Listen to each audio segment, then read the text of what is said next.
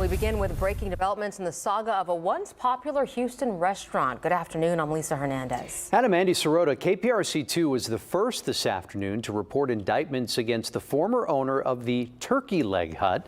Lyndell Price was arrested Thursday on multiple charges, accused of paying someone to burn down a business partner's restaurant. Our Bryce Newberry was in the courtroom this afternoon for Price's appearance. Bryce, what have we learned?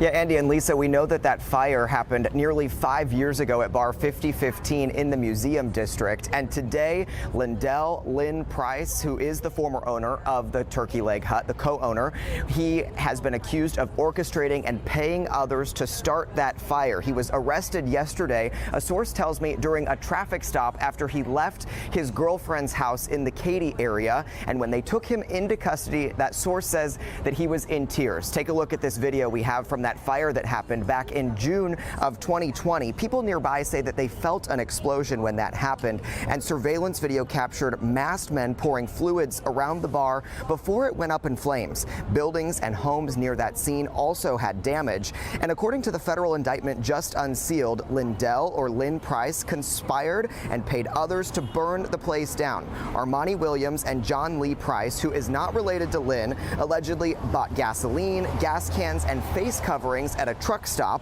and then they drove to the bar early in the morning back in June of 2020 and started that fire. 3 minutes after the fire ignited, the indictment alleges that Lynn Price got a call that the arson was complete. He allegedly paid them later that day, and federal prosecutors allege that Lynn Price targeted a former co-owner of the Turkey Leg Hut and his own business partner, all for financial gain. So John Lee Price, who allegedly started and got paid for that fire, and his attorney just spoke with us outside of court this afternoon.